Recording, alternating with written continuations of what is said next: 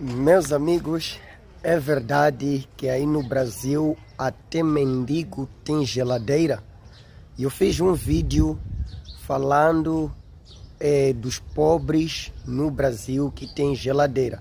Aí alguém comentou que Malaquias, aqui no Brasil até mendigo tem geladeira.